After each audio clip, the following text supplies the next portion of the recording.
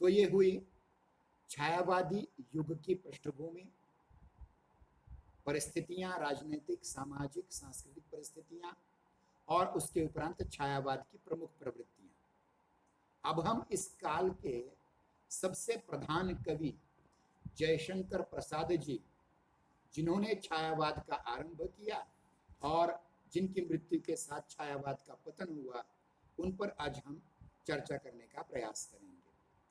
तो प्रसाद जी को अगर हम देखें तो इनका पूरा नाम था जयशंकर प्रसाद साहू। जयशंकर प्रसाद साहू। इनका जन्म 30 जनवरी 1889 1889 में वाराणसी में हुआ था। और इनका जो परिवार था वह सुंघनी साहू नाम से प्रसिद्ध था, क्योंकि उस काल में वह एक वैश्य परिवार में उनका जन्म हुआ था। और सुंघनी नाम का एक जो प्रकार है, सुंघना, ऐसे जिसको हम तबकीर कहते हैं, उसका इसके ये सबसे बड़े व्यापारी थे। और जयशंकर प्रसाद जी के पिता बहुत बड़े इज्जतदार व्यक्ति थे। और ऐसा कहा जाता है कि काशी के जो ब्राह्मण राजा हैं, उनके बाद सबसे ज्यादा प्रतिष्ठा प्राप्त अगर कोई परिवार होगा तो प्रसाद जी का परिवार था। और जैसे काशी के महाराजा वहां से निकलते थे, रास्ते पर से निकलते थे, तो सारी जनता दंडवत प्रणाम करती थी। लगभग उसी प्रकार से प्रसाद जी के परिवार का कोई व्यक्ति निकलता था तो जय शिव शंभो हर हर कह करके काशी विश्वेश्वर की जयकारा लगाते हुए प्रसाद जी के भी परिवार के प्रत्येक सदस्य को मान वंदना दी जाती थी। इस काल में इतना ज्यादा महत्व काशी में, वाराणसी में इनका था। प्रसाद जी की जो कविताएं हैं, देखिए थोड़ा सा परिचय प्राप्त करेंगे। प्रसाद जी केवल 8वीं कक्षा तक पढ़े थे और इसके बाद उन्होंने घर पर ही संस्कृत, हिंदी, उर्दू और अंग्रेजी का बहुत ज्यादा अध्ययन किया। और इस अध्ययन के माध्यम से वे छायावाद के सबसे ज्यादा प्रतिभाशाली विद्वान व्यक्ति के रूप में हमारे सामने आते हैं। आरंभ में इन्होंने ब्रजभाषा में कविताएं लिखना आरंभ किया था द्विवेद युग में, परंतु बाद में जाकर के उन्होंने द्विवेद युग में ही खड़ी बोली में कविता लिखना आरंभ किया। इनकी काव्य कृतियों में भाषा, छंद, भाव आदि की दृष्टि से अनेक रूपता दिखाई देती है। कवि होने के साथ साथ वे गंभीर चिंतक थे। और एक बात मैं बताना भूल गया शायद, कि जयशंकर प्रसाद जी उस काल के सबसे बड़े इतिहासविद थे। आपने एक नाम सुना होगा, राखालदास बैनर्जी। राखालदास बैनर्जी ने जो हड़प्पा महोत्सव में उत्खनन करके सिंधु घाटी की सभ्यता का शोध लगाया था, उसका विरोध इन्होंने किया। वे कहते हैं सिंधु घाटी की सभ्यता कोई अलग संस्कृति नहीं है, अपितु वैदिक संस्कृति ही है। इस पर उन्होंने बहुत अच्छी कविता लिखी है, देखिए, शायद वो 12वीं में आपने पढ़ी होगी। उस कविता में वे कहते हैं कि हम आर्य हैं, हम बाहर से कहीं आए नहीं, अपितु यहाँ से बाहर गए। बहुत लंबी कविता है, कभी बाद में इसकी चर्चा करेंगे। जो कविता उन्होंने स्कंदगुप्त नाटक के लिए लिखी थी। कवि होने के साथ साथ एक गंभीर चिंतक थे, इतिहास तज्ञ थे। कामायनी में इन्होंने यंत्र और तर्क पर आधारित समाज के चित्रण के साथ साथ शैव दर्शन, जो आचार्य अभिनवगुप्त पादजी ने जिसकी निर्मित की, शैव पाशुपत प्रत्यभिज्ञा दर्शन जिसको कहा जाता है, या समरसतावादी दर्शन कहा जाता है, उसकी अभिव्यक्ति की है। यानी यंत्र और तर्क पर भक्ति की विजय दिखलाने वाला यह ग्रंथ है। इस प्रकार आधुनिक होते हुए भी प्रसाद जी सहज ही प्राचीन गरिमाशाली परंपरा से जुड़ जाते हैं।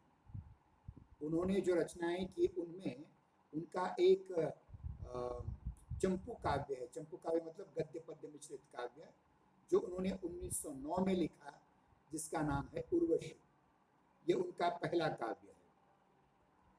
दूसरा काव्य है इनका कविता संग्रह है वन मिलन 1909 में ही। उसके उपरांत प्रेम राज्य 1909 में ही। फिर उसके उपरांत अयोध्या का उद्धार 1910 में, शोकोच्छ्वास 1910 में, बभ्रुवाहन जो अर्जुन के पुत्र का नाम है उस पर उन्होंने 1911 में खंड काव्य लिखा है। इसके उपरांत कानन कुसुम 1913, प्रेम पथिक 1913, करुणालय 1913, महाराणा का महत्व 1914, झरना 1918। अब ध्यान रखिए, इसके पहले की जो उनकी कलाकृतियां हैं वह द्विवेदी युग की थी, जिसमें द्विवेदी युग के आचार्य महावीर प्रसाद जी ने सरस्वती के माध्यम से जो आदर्श रखे थे उन पर चलने वाले ये काव्य हैं। किंतु उनकी जो रचना है झरना 1918 की, ये छायावाद की पहली रचना मानी जाती है। उसके उपरांत आंसू 1925, लहर 1933 और सबसे महत्वपूर्ण कामायनी 1935। इसके उपरांत 1937-38 में उनकी मृत्यु हो गई और छायावाद का पतन हो गया।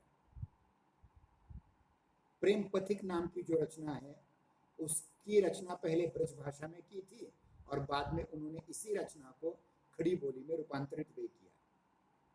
यह भी उल्लेखनीय है कि कानन कुसुम और झरना के परवर्ती संस्करणों में कुछ नई कविताओं का भी समावेश हुआ है। आंसू में 64 छंद और जोड़ दिए गए हैं। स्पष्ट है कि झरना से पूर्व की सभी रचनाएं द्विवेदी युग के अंतर्गत लिखी गई थी और प्रसाद जी की आरंभिक शैली पर कुछ मात्रा में अयोध्या सिंह उपाध्याय हरिऔध जी का प्रभाव था। यह मिलती जुलती शैली थी और यह स्थूल और बहिर्मुखी थी। छायावादी प्रवृत्तियों के दर्शन प्रथम झरना नामक कविता संग्रह में होते हैं। इनके अनेक कविताओं में कवि ने अंतर्मुखी कल्पना के द्वारा सूक्ष्म भावनाओं को अभिव्यक्त करने का प्रयास किया है। बाह्य सौंदर्य का चित्रण करते हुए भी उन्होंने उसके सूक्ष्म और मानसिक पक्ष को अभिव्यक्त करने की ओर ज्यादा ध्यान दिया है। आंसू का आरंभ कवि की विरह वेदना की अभिव्यक्ति से हुआ है। इस करुणा कलित हृदय में अब विकल रागिणी बजती, क्यों हाहाकार स्वरों में वेदना असीम गरजती। और आगे के छंद में वे लिखते हैं, देखिए, सबका निचोड़ लेकर तुम सुख से सूखे जीवन में, बरसों प्रभात हिमकण सा आंसू इस विश्व सदन में। यानी आंसू को बरसने का एक प्रकार से उन्होंने आवाहन किया हुआ है। अब देखिए कि इन दोनों कवि उदाहरणों से यह स्पष्ट होता है कि जयशंकर प्रसाद जी की कवि के रूप में जो प्रारंभिक रचनाएं हैं उसमें व्यक्तिगत वेदना को भूल करके अंत में आंसू को विश्व कल्याण की भावना के रूप में सन्नद्ध किया हुआ है। यानी प्रत्येक व्यक्ति को अपनी व्यक्तिगत पीड़ा अवश्य होती है, परंतु इस व्यक्तिगत पीड़ा को उन्होंने वैश्विक चेतना के अंतर्गत मोड़ने का बहुत बड़ा कार्य किया हुआ है। यानी जिस प्रकार से उस काल के जितने भी राष्ट्रीय नेता थे, भगत सिंह थे, सुखदेव थे, राजगुरु थे, पितृता वड्डेदार थी, सुनीति घोष थी, सूर्य सेन थे, महात्मा गांधी जी थे, लोकमान्य तिलक थे, लाला लाजपत राय थे। इन्होंने अपने सुख दुखों का विचार नहीं किया, अब तो इससे आगे बढ़ करके उन्होंने राष्ट्र के लिए अपने सुख दुखों को समर्पण कर दिया था।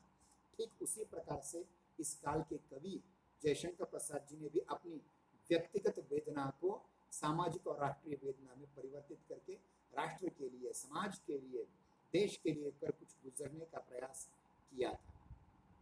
यानी इस काल के जितने भी राष्ट्रीय काव्यधारा के कवि थे, जैसे कि हमारे राष्ट्र कवि बाबू मैथिली शरण गुप्त जी हों, सियाराम शरण गुप्त जी हों, राम नवीन जी हों, माखनलाल चतुर्वेदी जी हों,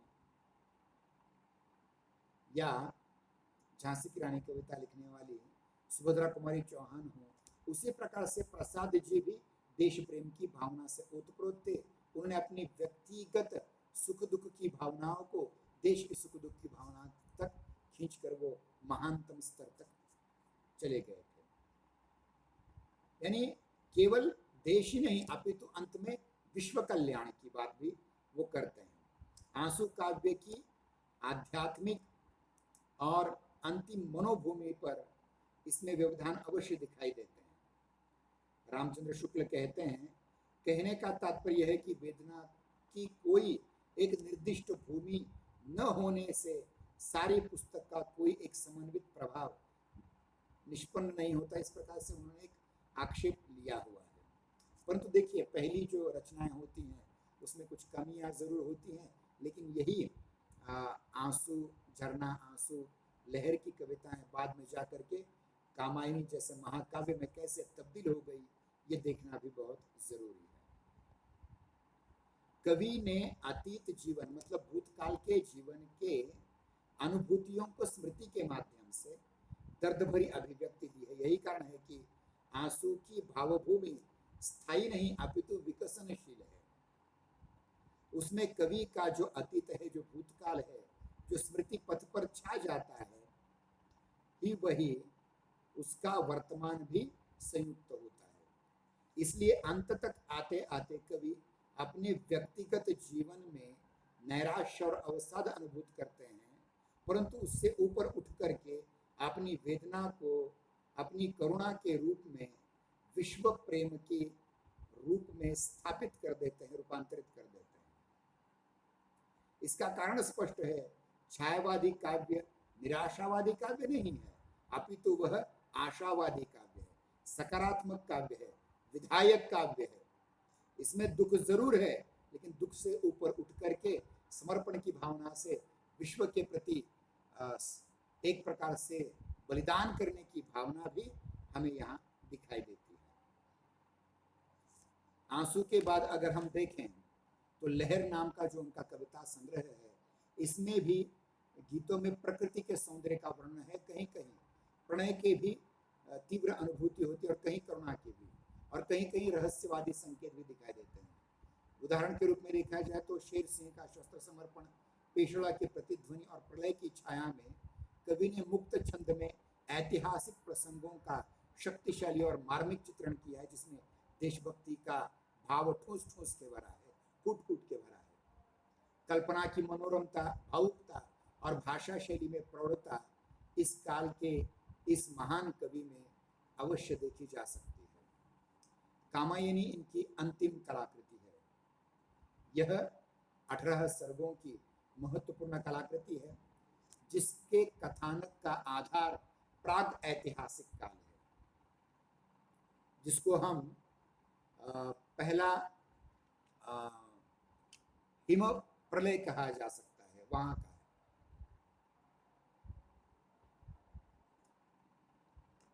और इसमें किसका वर्णन है? मनु का। वह मनु, वैवस्वत मनु, जो किसी प्रकार से इस जल प्रलय से बच गया और उसके साथ जितनी भी देव जाति थी वो संपूर्ण समाप्त हो गई। मनु जो आर्यावर्त के सम्राट थे, वे और गांधार देश की राजकन्या कामायनी उर्फ श्रद्धा, ये दो एकत्र आते हैं और इन दोनों से हमारी आज की मानव सभ्यता का विकास हुआ। ये हमारे पूर्वज हैं। हालांकि इससे भी पूर्व स्वयंभू मनु और शतुरूपा, इन लोगों की हम संतान हैं, जिनको क्रमशः अंग्रेजी और अरबी धर्म ग्रंथों में, यानी हिब्रू और अरबी धर्म ग्रंथों में क्रिश्चियनों और मुसलमानों ने क्रमशः आदम और इवा कहा है, एडम एंड ईव कहा है। ये हमारे शत्रुपा और मनु हमारे पूर्वज हैं। यानी देखिए कि देव जाति जो बहुत प्रगत थी, वह अपने कर्तव्यों को भुलाकर केवल ऐशो आराम में डूब गई। इस कारण से जल प्रलय में इस देव सभ्यता का विनाश हुआ और केवल मनु बच गए।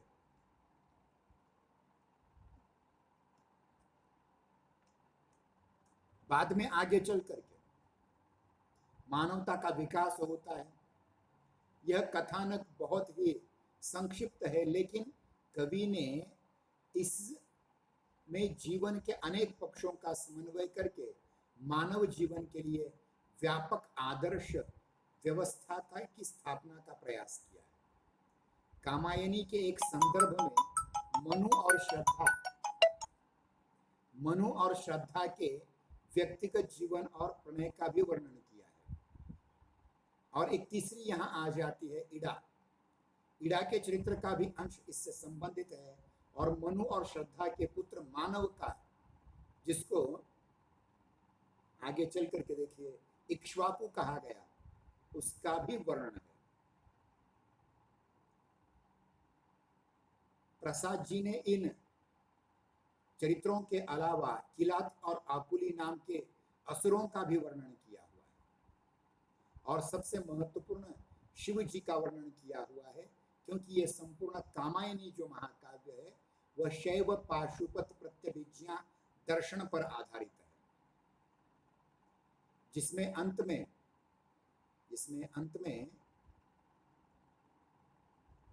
गलत काम करना चाह रहे मनु को स्वयं शिव जी अपने पिनाक धनुष से बाण चला करके बेहोश कर देते हैं, ये वर्णन। और फिर आगे चल करके आनंद की ओर किस प्रकार से मनु का क्रमण हो जाता है, क्रमशः संक्रमण हो जाता है, उसका भी यहाँ चित्रण किया गया है। कामायनी में एक व्यापक आदर्श की व्यवस्था की स्थापना करने का प्रयास किया गया है, और इसके जो प्रमुख पात्रों के चित्रांकन में मनुष्य की सारी अनुभूतियों को चित्रित करने का प्रयास किया है। और यदि अगर हम इस महाकाव्य के प्रत्येक सर्ग के शीर्षक को देखें तो सारी मानवीय भावनाएं इसमें आ जाती हैं, जैसे चिंता, आशा, वासना, ईर्ष्या, श्रद्धा, संघर्ष, आनंद आदि। ये जो मानवीय स्वभाव की जो मूल भावनाएं हैं उनको यहाँ चित्रित करने का प्रयास जयशंकर प्रसाद जी ने किया हुआ है। कामायनी की भूमिका में वो स्वीकार करते हैं कि ये मनु के व्यक्तिगत जीवन की ऐतिहासिक कथा नहीं, अपितु समासोक्ति आधार पर प्रत्येक मनुष्य की कथा है। जैसे हमने गत सत्र में मलिक मोहम्मद जायसी के महाकाव्य पद्मावत को एक प्रकार से समासोक्ति महाकाव्य कहा था, जिसमें नायक जो है रत्नसेन ये मन का प्रतीक है, पद्मिनी बुद्धि का प्रतीक है, हृदय का प्रतीक है, और जो बाकी के हैं कुछ शैतान के प्रतीक अलाउद्दीन खिलजी है वगैरह वगैरह। उसी प्रकार से इस समासोक्ति काव्य में भी मनु यह मन का प्रतीक है, श्रद्धा हृदय का प्रतीक है, और इड़ा यह बुद्धि का प्रतीक है। तो इस प्रकार से प्रतीकात्मकता के तौर पर ऐतिहासिक प्राग ऐतिहासिक घटना को एक प्रकार से आध्यात्मिक क्षेत्र में चिंता से लेकर के आनंद तक जाने का प्रवास का वर्णन किया गया है। प्रत्येक व्यक्ति के मन में पहले चिंता होती है, और अंत में जब वह सिद्धावस्था को प्राप्त होता है तो उसके चारों ओर आनंद ही आनंद प्राप्त होता है। ऐसे आनंद का भी यहाँ वर्णन इन्होंने किया है। कामायनी केवल मनु के जीवन पर, व्यक्ति जीवन पर ऐतिहासिक कथा नहीं है, अपितु इन पात्रों के सांकेतिक व्यंजनाएं भी हैं। स्वयं कवि ने कामायनी की भूमिका में स्वीकार किया है कि यह आख्यान इतना प्राचीन है कि इतिहास में रूपक का भी अद्भुत मिश्रण हो गया है। इसलिए मनु, श्रद्धा और इड़ा इत्यादि अपना ऐतिहासिक अस्तित्व रखते हुए भी सांकेतिक अर्थ को भी अभिव्यक्त करें तो मुझ में इसमें कोई आपत्ति मुझे नहीं लगती। मनु किसकी अभिव्यंजना है? मनु किसका प्रतीक है? मन का। और मन के जो दोनों पक्ष हैं, हृदय पक्ष और मस्तिष्क पक्ष, क्रमशः हृदय पक्ष की प्रतीक के रूप में श्रद्धा या कामायनी और मस्तिष्क के रूप में इड़ा, इनका भी समावेश हो जाता है। तो एक प्रकार से ऐतिहासिक रूपक है ये। और कामायनी में बुद्धिवाद पर हृदयवाद की जीत दिलाई है। यूं कहें मानवतावाद की मानव के दुखों पर जीत दिखाई है। देखिए प्रसाद जी लिखते हैं, देखिए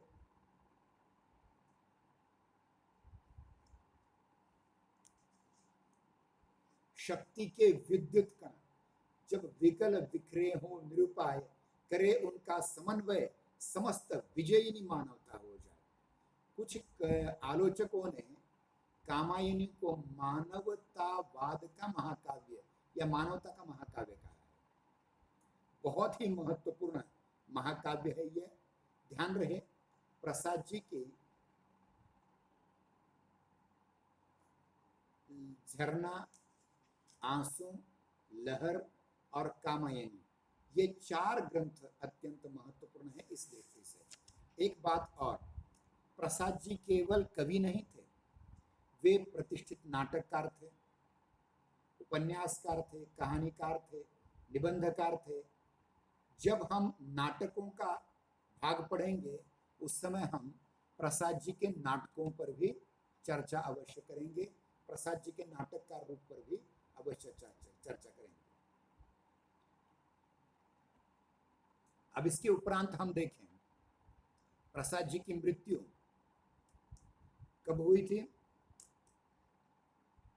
एक मिनट,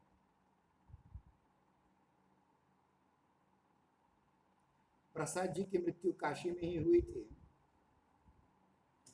वह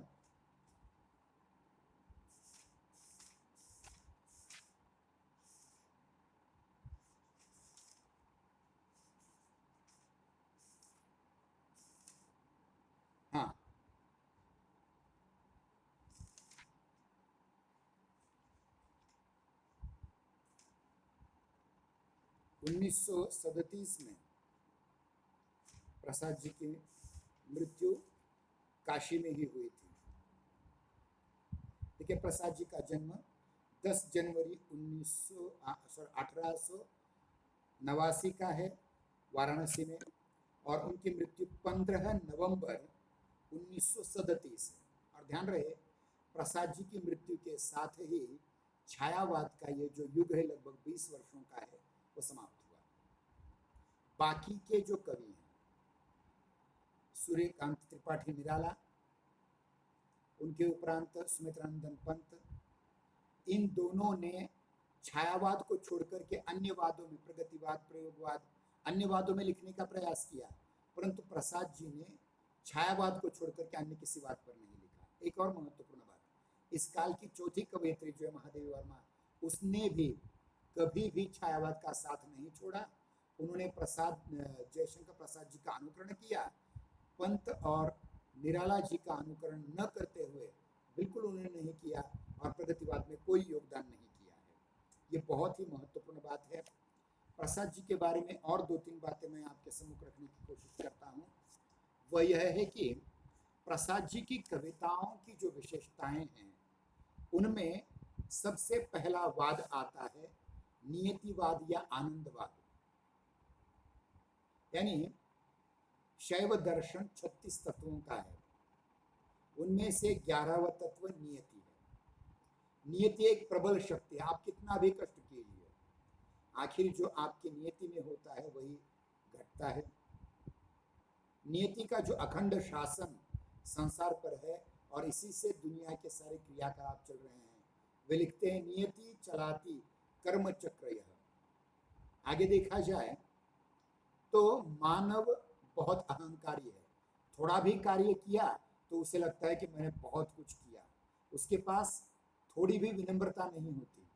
ऐसे में जो नियति संपूर्ण मानव जीवन ही नहीं, संपूर्ण सृष्टि के जीवन का संचालन करती है, उसके कल्याण का निर्धारण करती है, उसके कल्याण का विधान करती है, उसके आगे मनुष्य जो है दंभी, अहंकारी, अत्याचारी व्यक्तियों ने प्राकृतिक शक्तियों का दोहन दिया, और अंत में ये प्रकृति उस कितने भी बड़ा अहंकारी व्यक्ति क्यों न हो, उसको उसकी जगह दिखाती है और अंत में उसको उचित दंड देती भी है। अहंकारी, विलासी, दंभी, अकर्मण्य देव जाति को प्रलय, जल प्रलय के द्वारा नुकसान उठाना पड़ा। ये बहुत महत्वपूर्ण बात है और यही कामायनी में प्रसाद जी कहते हैं। इसलिए वे आगे कहते, देखिए कि शैवागमों में जो नियति तत्व की बात कही है, उसका नियंत्रण जीवात्मा तक ही माना गया है। शिवत्व से की ओर से अग्रसर जीव इसके बंधन से मुक्त हो जाता है। कैलाश शिखर पर पहुंचते पहुंचते मनु कहते हैं, देखिए, निराधार हैं किंतु ठहरना, हम दोनों को आज यही है, नियति खेल देखूं न और अब इसका अन्य उपाय नहीं है। इस प्रकार से प्रसाद जी की दूसरी महत्वपूर्ण ऐतिहासिक और संकल्पनात्मक अनुभूति है, वो है समरसतावाद। ये समरसतावाद क्या है? योगी के हृदय में हो। समरसता मनुष्य के मन में होनी चाहिए। वह जो सोचता है, वह जो बोलता है, वह जो करता है, उसे जो महसूस होता है, इसमें एक रूपता होनी चाहिए, इसमें समरसता होनी चाहिए। और ये जिसमें नहीं है वो युंजान योगी नहीं हो सकता, वह मुक्त योगी नहीं हो सकता। इसलिए प्रसाद कहते हैं, ज्ञान दूर कुछ क्रिया भिन्न है, इच्छा पूरी न हो सकी मन की, एक दूसरे से मिल न सके, यह विडंबना है जीवन की। तो वहां विषमतावाद आता है, मतलब हमारा ज्ञान कुछ अलग है, हमारी क्रियाएं कुछ अलग हैं, हमारी इच्छाएं कुछ अलग हैं। तो ये समरसतावाद कैसे आएगा? ये समरसता क्या है? ये बताते समय प्रत्यभिज्ञा दर्शन, जिसका उल्लेख मैं बार बार कह रहा हूं, आचार्य अभिनवगुप्त जी ने जिस प्रत्यभिज्ञा दर्शन को हमारे सामने रखा, उसमें समरसता को बहुत महत्व दिया है। और तंत्रालोक नामक ग्रंथ में लिखते हैं, आनंद शक्ति विश्रांते योगी समरसो भवेत्। यानी आनंद की शक्ति जब विश्रांति स्थल प्राप्त कर लेती है तो योगी समरस हो जाता है। अर्थात आनंद शक्ति में विश्रांति लेने पर ही योगी समरस हो जाता है। समरसता की यही स्थिति विषमता की स्थिति से ही प्राप्त होती है। पहले विषमता होनी चाहिए और फिर समरसता आएगी। विषमता के सागर में ही समरसता की लहर उत्पन्न होती है। प्रसाद जी कामायनी में श्रद्धा मनु को यह बताते हुए कहती है, देखिए, यह रहस्य समझाते हुए कहती है, नित्य समरसता का अधिकार उमड़ता कारण जलधि समान, व्यथा से नीली लहरों बीच बिखरते सुखमणि मय द्युतिमान, मणिगण द्युतिमान। यानी समरसता ये हमारा नित्य का अधिकार है और वह समुद्र की तरह हमेशा उमड़ता रहता है। उसमें जो व्यथा की कुछ लहरें आ जाती हैं, उसी लहरों के माध्यम से समुद्र के अंतस्थल में जो मणि, मोती, माणिक्य हैं, वो सारे समुद्र के किनारे आ जाते हैं। इतनी बड़ी बात प्रसाद जी कहते हैं। आगे देखिए, विषमता जहां जहां है, परम शक्ति को भूमा कहा गया है। और ये विषमता और उसके से उत्पन्न जो दुख है, उसका शमन करने के लिए भूमा का वरदान मानते हैं। ध्यान रखिए, इसलिए दुख कोई गलत बात नहीं है। वो कहते हैं दुख के कारण ही तो मनुष्य है। कबीर ने भी कहा है ना, सुख में तो स्मरण करे, दुख में करने को, सुख में जो स्मरण करे दुख का है कोई। इसी प्रकार से जो भूमा का वरदान माना है, वो अभिशाप नहीं है। विषमता की पीड़ा से व्यस्त हो रहा स्पंदित विश्व महान, यही सुख दुख विकास का सत्य, वही भूमा का मधुमय दान। इस प्रकार से भूमा की यहाँ महत्वपूर्ण बात कही गई है। भूमा का मतलब भूमि नहीं है, भूमा एक ऐसी शक्ति है जो आध्यात्मिक शक्ति है। प्रसाद जी के जीवन में दुख बहुत है।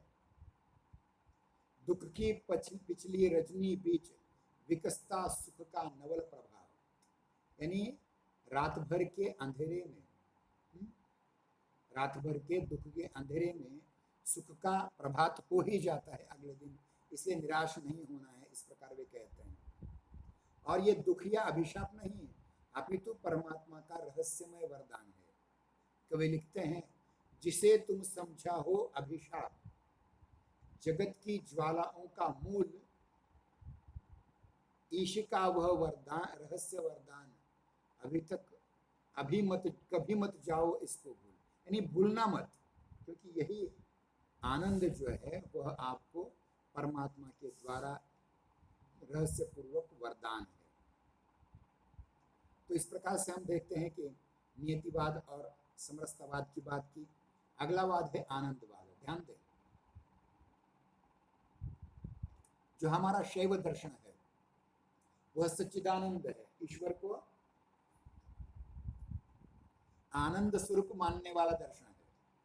और इस आनंदवाद को ही प्रसाद जी ने आगे जाकर के बौद्धों के दुखवाद से सम्मिश्रित करके एक नया प्रसादवाद लाया है।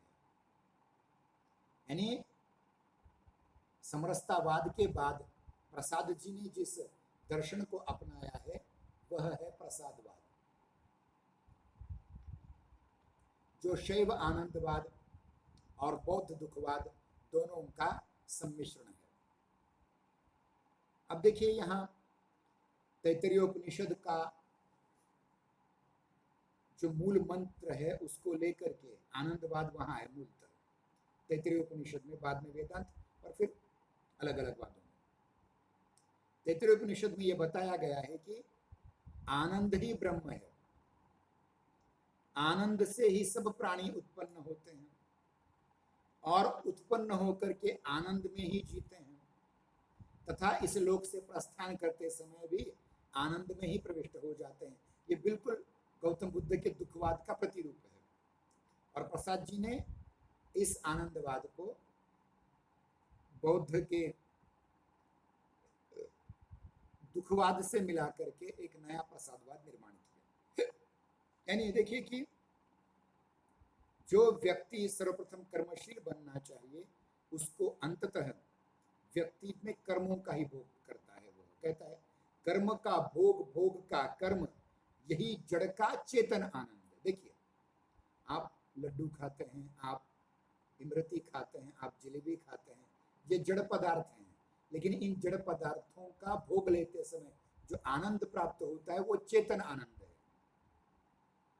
यानी जड़ की भी सत्ता है, ये यहाँ इन्होंने बताने का प्रयास किया है। और आगे चलकर देखते हैं कि इस आनंद की भूमि को प्राप्त करने के लिए, यानी सुख और दुख दोनों समरस होकर के आनंद बन जाता है, और ये आनंद के शिखर पर पहुंचते ही अनुभूति हो जाती है मनु को इसके, समरस थे जड़ या चेतन, सुंदर साकार बना था, चेतनता एक विलसती, आनंद अखंड घना था। इस प्रकार से प्रसाद जी अंत में, यानी ध्यान रहे, कामायनी के पहले सर्ग का नाम चिंता है और अंतिम सर्ग का नाम है आनंद। तो चिंता से आनंद की ओर जाने का ये जो आध्यात्मिक प्रवास है इसका यहाँ वर्णन किया है। और एक महत्वपूर्ण बात, प्रसाद जी का जो दर्शन है वह संसार की अनित्यता स्वीकार नहीं करता। जैसे बुद्ध ने कहा था सर्वम दुखम दुखम सर्वम, या फिर शंकराचार्य ने ये कहा था कि ब्रह्म सत्य जगन मिथ्या। जगत मिथ्या नहीं है, झूठा नहीं है, वो भी सत्य है। और इसीलिए संसार की सत्यता को समझाने के लिए प्रसाद जी ने चिति नाम की एक नई अवधारणा को भी समझाया है। चिति सत्य है, अतः उससे निर्माण होने वाला चेतना युक्त संसार भी सत्य ही है। इसलिए वे कहते, देखिए, चिति का स्वरूप यह नित्य जगत, यह रूप बदलता है शत शत, बदलता रहता है ये।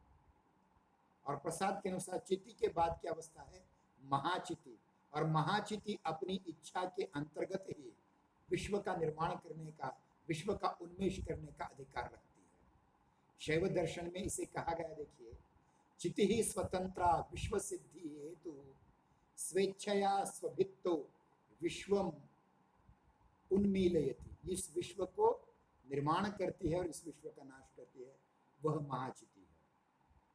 और इस महाचिति की जो लीलाएं हैं उनमें 5 लीलाएं हैं महत्वपूर्ण। एक है सृष्टि निर्माण, दूसरी स्थिति, तीसरा संहार जिसको हमने क्रमशः ब्रह्मा विष्णु महेश के रूप में लिया है, और इसके अलावा और दो लीलाएं हैं विलय और अनुग्रह। विलय और अनुग्रह। अब इसका वर्णन करते हुए प्रसाद जी लिखते हैं, मनु को समझाती है नायिका श्रद्धा, कर रही लीलामय आनंद महाचिति सजग हुई सी व्यक्त, विश्व का उन्मिलन अभिराम इसी में होते सब अनुरक्त। ये सब महाचिति के प्रभाव है। और इसके बाद वेदांत दर्शन का जो संसार का मिथ्यात्व है उसका भी विरोध करते हुए प्रसाद जी लिखते हैं, काम मंगल से मंडित श्रेय सर्ग इच्छा का है परिणाम, तिरस्कृत कर इसको तुम भूल क्यों बनाते हो असफल भवधाम। इसके उपरांत प्रसाद जी का एक और वाद आता है, वो है अभेदवाद या सर्वात्मवाद, जो प्रकट करते देखिए कि अभेद, शिव में और आत्मा में कोई फर्क नहीं है, दोनों एक ही हैं।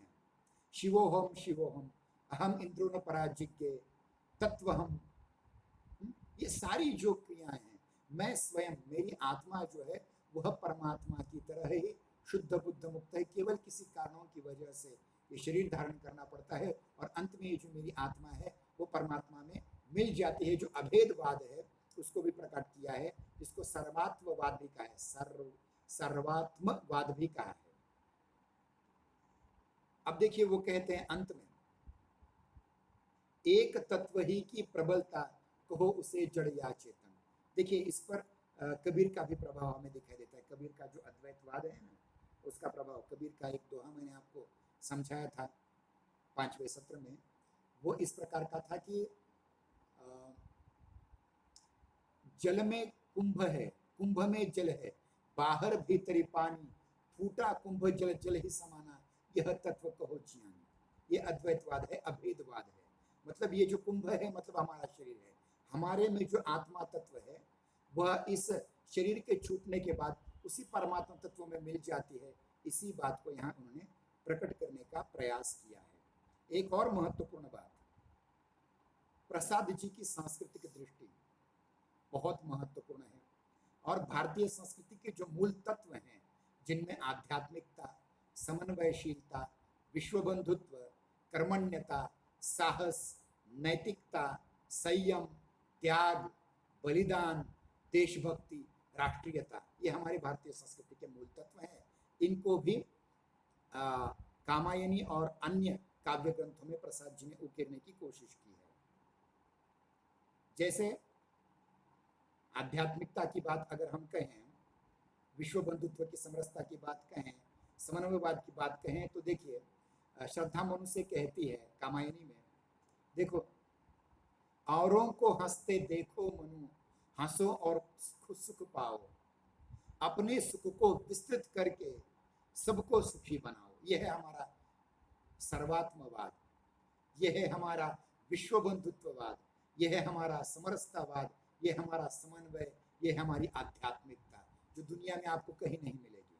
अन्य सारे धर्म, अन्य सारे दर्शन खुद सुखी होने की बात करते हैं और दूसरों को मारने की बात करते हैं, लेकिन हमारा एकमात्र दर्शन है वो कहता है जियो और जीने दो, खुद जियो और दूसरों को भी जीने दो। यही बात अध्यात्म में आती है। आध्यात्मिक विचारों में भी आस्तिकता, मतलब ईश्वर पर विश्वास रखना, ये भारतीय संस्कृति का एक बहुत महत्वपूर्ण तत्व है। भले ही हमारे यहाँ बौद्ध, जैन और कुछ अन्य दर्शन ईश्वर का अस्तित्व स्वीकार नहीं करते, फिर भी हमारे यहाँ अधिकतर ईश्वर का अस्तित्व स्वीकार करने वाले थे। लेकिन ध्यान रहे, ईश्वर का अस्तित्व अवश्य स्वीकार करो, लेकिन उसके आधार पर बैठे मत रहो। केवल सुखोभोगों को भोगो मत, अपितु कर्म भी करते रहो, कर्मण्यवाद भी करते रहो। ध्यान रखिए, जो देवों की संस्कृति थी वह जल प्रलय में नष्ट क्यों हुई, इसका परिणाम वो बताते हैं कि इसकी भूल क्या हुई। देव न हम थे और न ये हैं, सब परिवर्तन के पुतले, हम सब पुतले हैं। हाँ, कि गर्व रथ में तुरंग ला, जितना भी चाहे जुतले। हमें गर्व हो गया, और जहां गर्व हो गया, अभिमान हो गया, वहां सर्वनाश निश्चित है। प्रसाद जी जागरण के कवि हैं। वे भौतिकवादी दृष्टि का दुष्परिणाम देखते हैं और श्रद्धा सर्ग में मानव सृष्टि की सफलता की कामना करते हुए कहते हैं, विधाता की कल्याणी सृष्टि सफल हो इस भूतल पर पूर्ण, घटे पटे सागर बिखरे ग्रह पुंज, और ज्वालामुखियां हो चूर्ण चूर्ण। आगे कहते देखिए, जो नारी के गुण हैं वो पुरुष में भी आ जाएं, ऐसा कहते हैं वे। दया माया ममता लो आज, मधुरिमा लो अगाध विश्वास, हमारा हृदय रत्न निधि स्वच्छ, तुम्हारे लिए खुला है पास। इस प्रकार से बहुत सी बातें कही जा सकती हैं। प्रसाद जी सौंदर्य चेतना के भी कवि हैं। वे कहते हैं, चंचला स्नान कर आवे चंद्रिका पर्व में जैसी, उस पावन तन की शोभा आलोक मधुर थी ऐसी। या फिर उज्जवल वरदान चेतना का सौंदर्य जिसे सब कहते हैं, जिसमें अनंत अभिलाषा के सपने जगते रहते हैं। काली आंखों में कितनी यौवन के मद की लाली, माणिक मदिरा से भर दी किसने नीलम की प्याली। इस प्रकार से ही नहीं, आगे कहते देखिए, विद्युत सीपी संपुट में मोती के दाने कैसे, है हंस न शुक यह फिर क्यों चुगने को मुक्ता ऐसे। और देखा वह सुंदर दृश्य नयन इंद्रजाल अभिराम, कुसुम वैभव में लता समान चंद्रिका से लिपटा घनश्याम। कुसुम कानन अंचल में मंद पवन प्रेरित सौरभ साकार, रचित परमाणु पराग शरीर खड़ा हो ले मधु का आधार। नील परिधान बीच सुकुमार, खुल रहा मृदुल अध खुला अंग, खिला हो जो बिजली का फूल मेघ बन बीच गुलाबी रंग। कौन हो तुम वसंत के दूत, विरस पथ जड़ में अति सुकुमार, घन तिमिर में चपला सी रेखा, तपन शीतल मंद बयार। इस प्रकार सौंदर्य पर बहुत कुछ कहा जा सकता है। इड़ा का वर्णन करते हुए कहते हैं, बिखरे अलके जो तर्क जाल, वह विश्व मुकुट सा उज्ज्वलतम शशिखंड सदृश था स्पष्ट भाल, गुंजारित मधुप से मुकुल सदृश वह आनन जिसमें भरा राग, वक्षस्थल पर एकत्र धरे संस्कृति के सब विज्ञान ज्ञान। इस प्रकार से सौंदर्य का वर्णन किया हुआ है। एक महत्वपूर्ण बात और यहाँ मैं कहना चाहूँगा कि कवि जयशंकर प्रसाद जी सौंदर्यानुभूति के, देशभक्ति के कवि थे, साथ ही साथ वे दार्शनिक कवि हैं, साथ ही साथ वे सांस्कृतिक कवि हैं। ऐसे इस महान कवि को यहाँ हम उनका स्मरण करते हुए आज की इस तासिका को हम समाप्त करते हैं, और हम कल निराला जी और सुमित्रानंदन पंत जी और महादेवी वर्मा, इन तीन कवियों को आपके सम्मुख रखने का प्रयास करेंगे। और मेरी फिर से आपसे एक विनती है कि 1 जून से हमारी परीक्षाएं आरंभ हो रही हैं, इसलिए कभी भी किसी भी तासिका को अब्सेंट मत रहिए। जब आपको लिंक दी जाए झट से उसमें ज्वाइन हो जाइए। और महत्वपूर्ण बात, 9 तारीख तक इस छठे सत्र की परीक्षा के फॉर्म भरने की अंतिम तारीख 9 है। उससे पहले कृपया करके अपने परीक्षा के फॉर्म भर दीजिए और सभी विषयों की तैयारी कीजिए। केवल आपका हिंदी स्पेशल विषय इसलिए नहीं, जो भी आपके अन्य विषय होंगे जैसे राज्यशास्त्र, अर्थशास्त्र, फुले अम्बेडकर विचारधारा, इतिहास जैसे विषय होंगे, उन पर भी उनका भी अध्ययन करते रहिएगा। आज की तासिका हम यहीं समाप्त कर देते हैं। जय हिंदी, जय नागरिक, धन्यवाद।